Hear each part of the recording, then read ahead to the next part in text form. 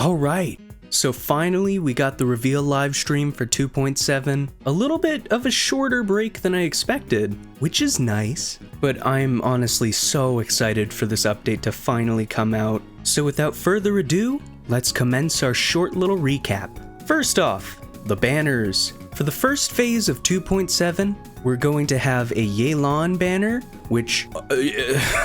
I'm just gonna let myself get sidetracked real quick here. I like Yelan a lot better than Yelan. I thought I was wrong when I kept pronouncing her name like Yelan because, like, by logic, it seems like it should be Yelan, like Shen He or Ke Qing. But in the English live stream, everyone was calling her Yelan, so I'm just gonna go with that. I just think it sounds prettier. Anyway, back to the topic at hand. The first phase of 2.7 is going to be a Yelan banner and a Xiao banner. They should share the same 4 stars just like usual, but Kuki Shinobu will not be on this banner. If you're going for Kuki Shinobu, you have to wait for phase 2, which will be Ito's first rerun. Makes sense. Personally, I can't wait for both of these characters. I need to get one copy of each, at least, you know? I've been waiting so long at this point. We don't know anything about the rerun weapons for the weapon banner yet, but we do know that the phase 1 weapon banner will debut the new 5-star bow Aqua Simulacra, which, if you haven't seen the stats, they're not official yet. It's spiky. You know, think Redhorn Stone Thresher. It's pretty crazy looking. As far as story content goes, we will be receiving a Yelan story quest, of course, along with a Kuki Shinobu hangout event featuring the Arataki gang. We're also getting a very interesting looking Archon quest. Honestly, this is the most interesting looking Archon quest that I've seen probably ever in the game so far. It almost feels like they're taking feedback from the people that play the game. Because, you know, personally, I'm not interested in talking to NPCs that just reuse the same model as other NPCs of the region or whatever. If a character isn't playable, I don't really care what they have to say. Of course, there are exceptions like Signora and Scaramouche so far, you know, but those are still very unique characters that, you know, look as interesting, if not more interesting, than playable characters we have. What's so interesting about this Archon quest is, in the teaser image, you can see that we're going to be interacting with 5 playable characters, which, as far as I can remember, is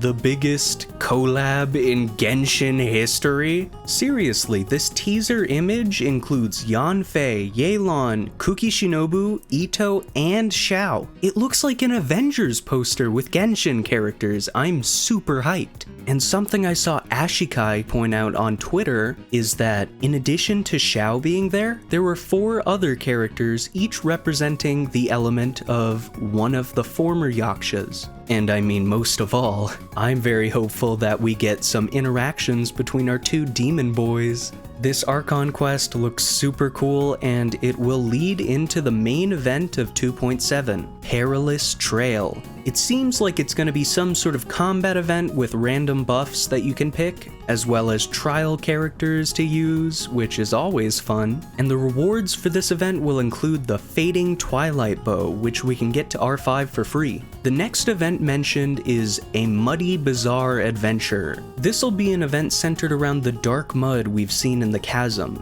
possibly exploring where exactly it comes from. Seems like it's just going to be your run-of-the-mill event. In fact, it reminds me a lot of some of our commissions, like the commission where you protect the monument, and we'll even have to escort hot air balloons, just like commissions. So I'm not too excited for this one. After that, we should be getting a 3rd rhythm game event. This one's called the Almighty Arataki Great and Glorious Drum-Along Festival. And you know, I do feel compelled to continue collecting my Genshin instruments, but I'm just not a big fan of the rhythm game events in Genshin. I'm just not a big fan of rhythm games that aren't perfectly tuned. And so when they just slap a rhythm game event in there, it doesn't feel quite right. At least not to me. But that's just me. The final event mentioned is the Core of the Apparatus event, in which we'll be building robots with the help of an NPC from Fontaine. At the end of the event, we'll be able to claim 4 robots as furnishing items, and hopefully, by that time, we'll be able to place items in the Serenity pot again.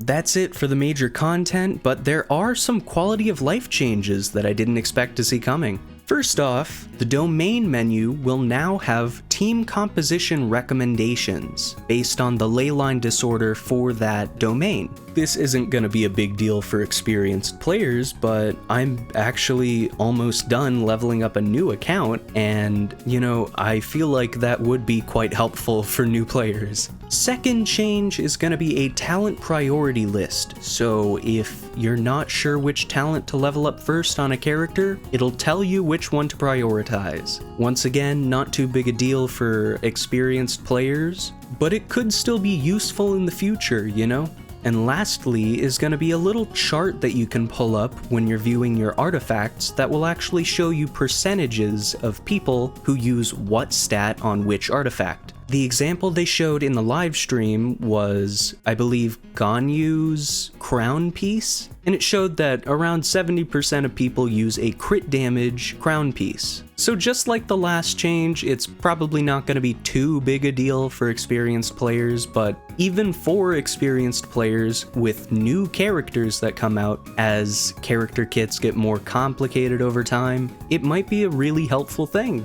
And the most important thing that was announced in the entire live stream: official Genshin Funko Pops. You like Funkos, you like Pops, you like Genshin Funko Pops. I myself own an embarrassing amount of Funko Pops. For the record, most of them I did not purchase myself, they were gifts, but still, I can't get rid of them. And I may end up getting the Hilichurl one because I think that one actually looks cute. Anyway, that's it for 2.7 highlights. I'm super hyped for the new update to come out. I cannot wait to wish for Yelan. I'm so ready, I got so much saved up, and I hope you're excited too. If you made it all the way to the end of the video, thanks so much for watching. I really appreciate it. As always, I've been Roman, and I hope you have a great rest of your day.